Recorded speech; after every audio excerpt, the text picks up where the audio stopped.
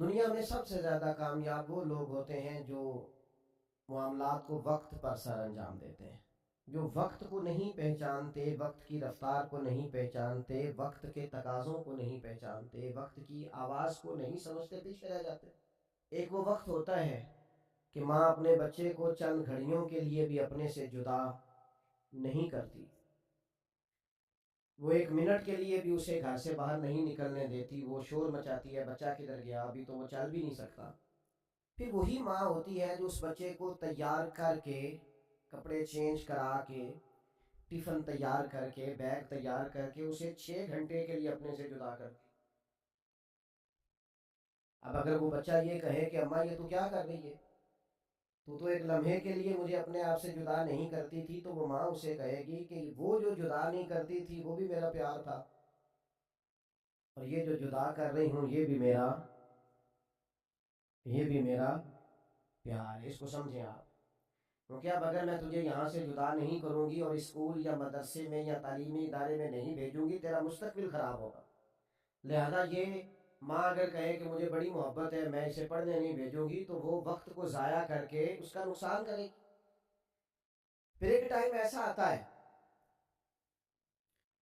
کہ جب وہی ماں محسوس کرتی ہے کہ بچے کا یہاں مستقبل نہیں بن رہا اور ماحول کچھ ایسا بن گیا ہے کہ یہاں اس کے لیے اسباب نہیں بن رہے، اس کا ملک سے باہر جانا ہی زیادہ ضروری ہے، وہی ماں ہے جو ایک دن کے لیے بھی برداشت نہیں کرتی تھی۔ پھر وہ ماں دعائیں کراتی ہے، دعا کریں اس کا کوئی ثواب لگ جائے، یہ جائے۔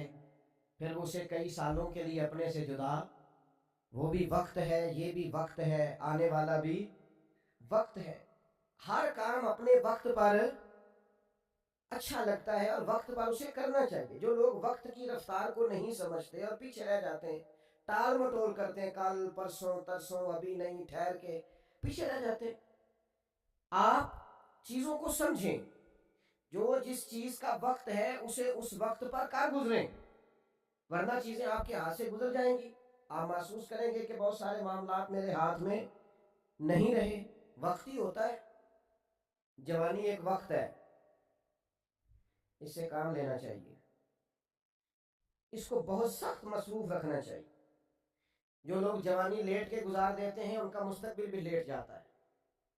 جو لوگ چل رہے ہوتے ہیں، جوانی میں سفر کر رہے ہوتے ہیں، وہ منزلیں طے کر رہے ہوتے ہیں، وہ دشوار گزار گھاٹیوں سے گزر رہے ہوتے ہیں۔ وقت تھا، آپ ڈھیر سارا کام کر لیتے۔